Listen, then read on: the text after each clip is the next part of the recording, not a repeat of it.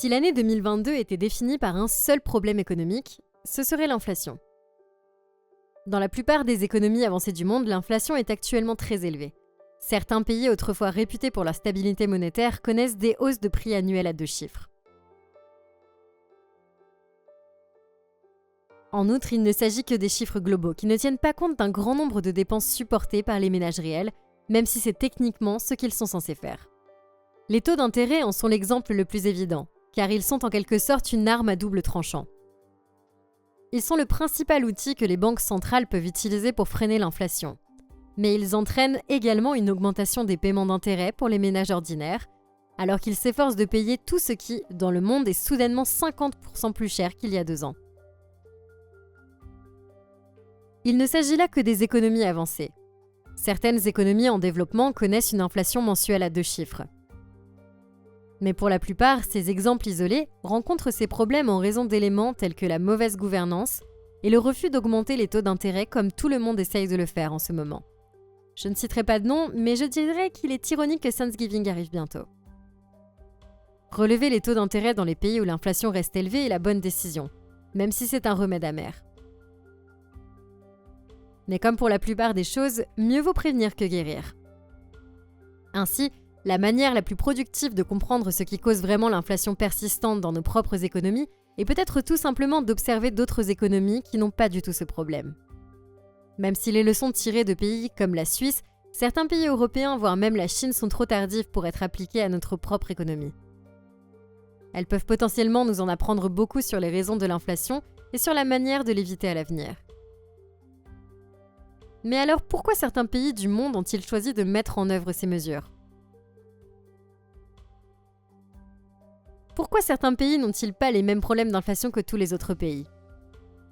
Et enfin, à quel prix ces économies ont-elles obtenu leur immunité contre l'inflation ? Une fois que nous aurons répondu à toutes ces questions, nous pourrons alors placer l'économie suisse sur le classement de l'économie expliquée. L'une des choses les plus importantes à comprendre au sujet de l'inflation est que cette dernière est une augmentation du prix des biens et des services et non une diminution de la valeur de l'argent. Cela peut sembler être le revers d'une même médaille, mais la bonne compréhension de cette nuance est essentielle. En effet, des régions différentes peuvent avoir des taux d'inflation différents à des moments différents, même si elles utilisent toute la même monnaie. Normalement, on ne s'en rend pas compte parce que l'inflation est mesurée au niveau national et que les nations utilisent presque toujours une seule monnaie. Mais l'inflation en Californie, par exemple, peut être sensiblement plus élevée ou plus faible que l'inflation dans le Michigan, et ce, à n'importe quel moment.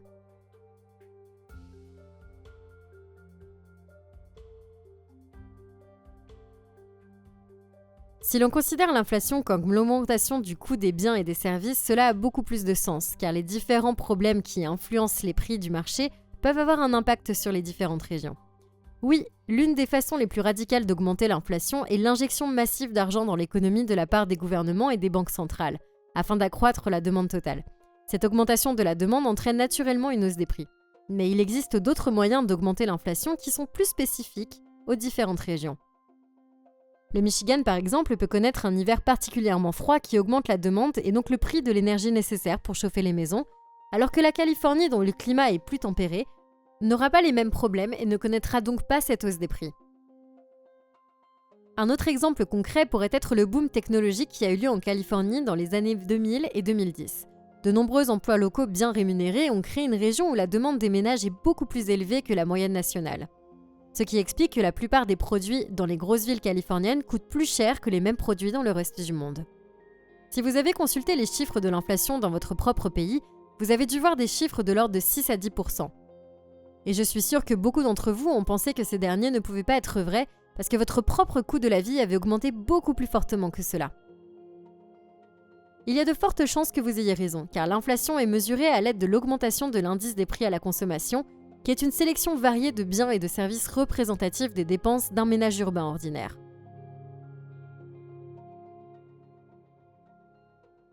Si vous ne vivez pas dans une grande ville ou si vous avez des habitudes de consommation anormales, il y a de fortes chances que votre coût de la vie ait augmenté plus rapidement que les chiffres officiels, car les produits et services de niche, ainsi que les marchés de certaines économies plus petites, souffrent généralement davantage en période de forte inflation. En effet, l'Europe compte de nombreux pays dont la majorité utilise la même monnaie, l'euro. La France affiche un taux d'inflation annuel de 6,2%, ce qui reste bien supérieur au taux d'inflation cible de 2% fixé par la Banque centrale européenne, mais qui est bien inférieur à celui d'un pays comme la Lettonie, qui affiche un taux d'inflation de 2% malgré l'utilisation de la même monnaie.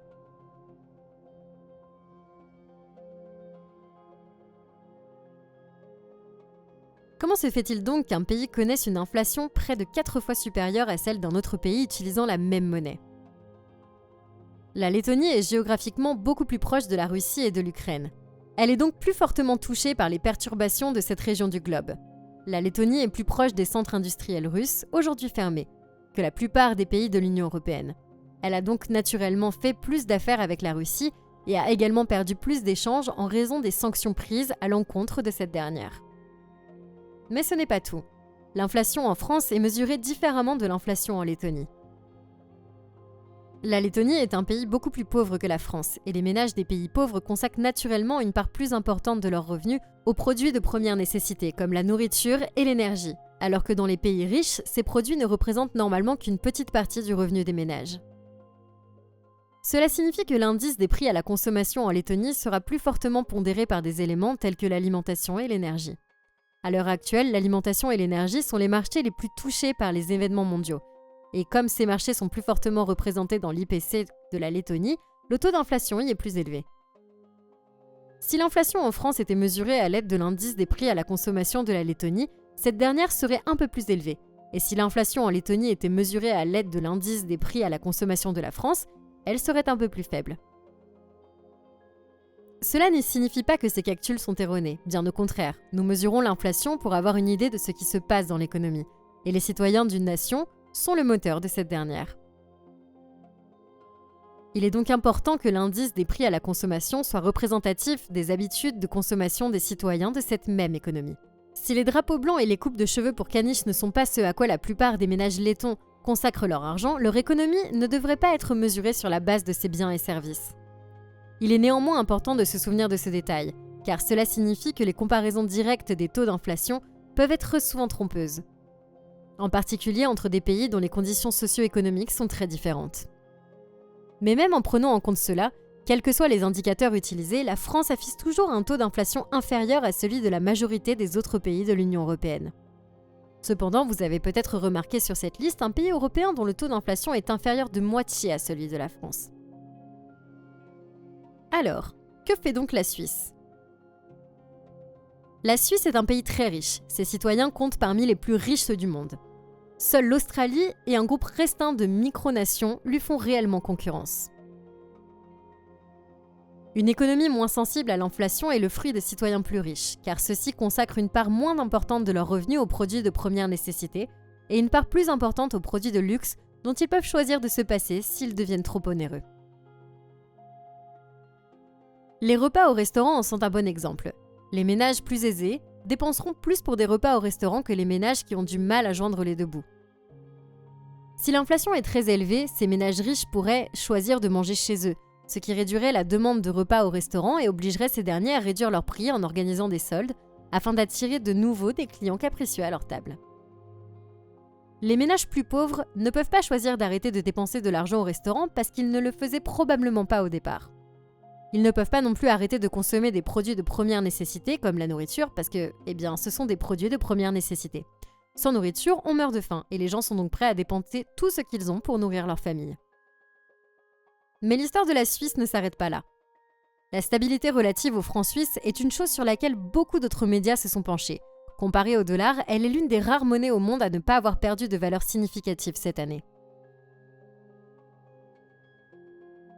La principale raison de cette solidité relative est que le franc suisse est fortement soutenu par d'importantes réserves d'or, d'actifs financiers, de biens immobiliers et d'obligations d'autres gouvernements. Cela signifie que la Banque centrale suisse peut assurer la stabilité de sa monnaie sur le marché d'échange, car si le prix de la monnaie devient trop bas, elle peut vendre ses actifs en échange de francs suisses. Et si la valeur de sa monnaie devient trop élevée, elle peut échanger ses francs contre davantage d'actifs. Les personnes qui ont regardé mes vidéos consacrées à des pays comme la Chine se souviendront peut-être que cela ressemble à un ancrage monétaire. C'est un peu différent dans le cas de la Suisse parce qu'elle ne vise pas un prix spécifique. Elle laisse majoritairement le marché déterminer le prix. Mais elle interviendra si elle le juge nécessaire. Cette explication n'est pas fausse, mais elle omet certains détails très importants, car il ne faut pas oublier que l'inflation est bien différente de la perte de valeur d'une monnaie. La véritable raison pour laquelle la Suisse résiste si bien à la tempête inflationniste mondiale est ironiquement qu'elle fait beaucoup de commerce.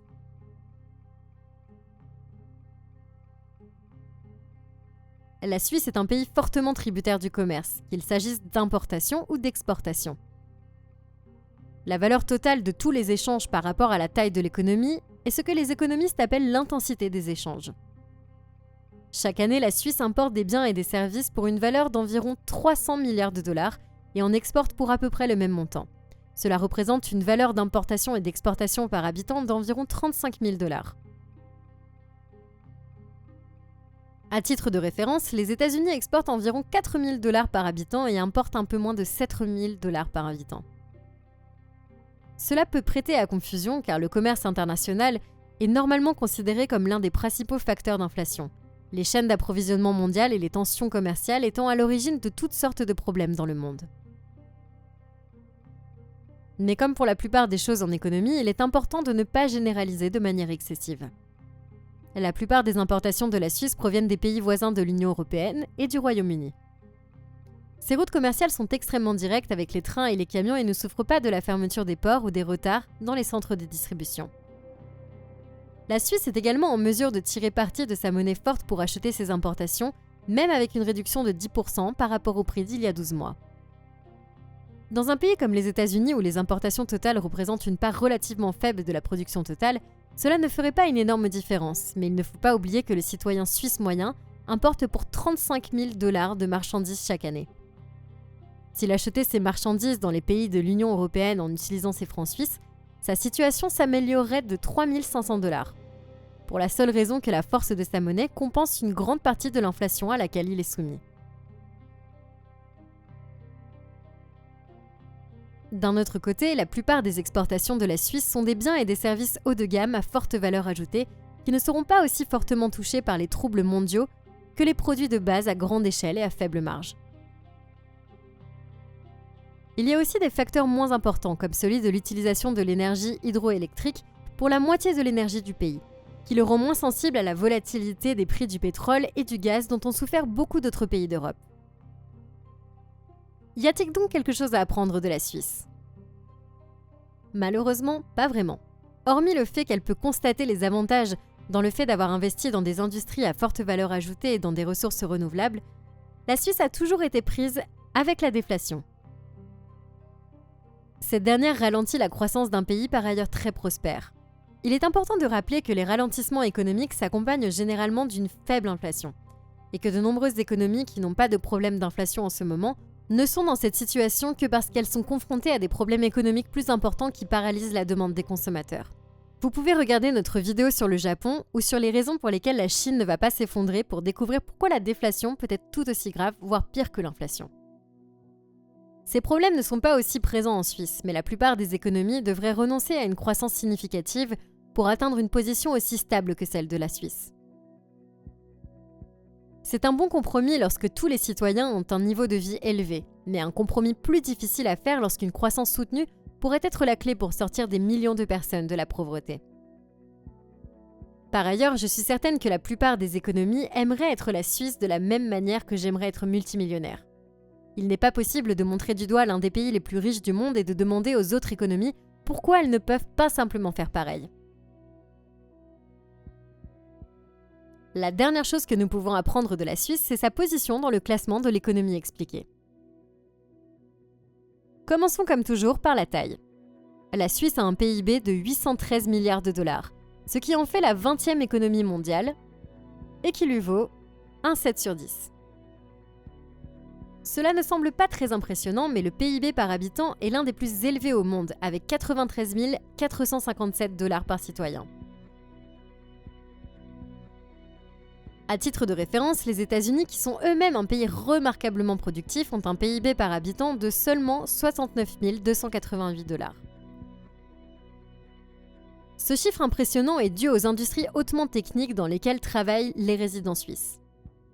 J'ai utilisé le processus de transformation de l'acier brut en montre-bracelet à d'innombrables reprises sur cette chaîne comme étant l'exemple parfait de la valeur ajoutée dans une économie. Et personne ne le fait mieux que les Suisses. Elle obtient donc une note de 10 sur 10.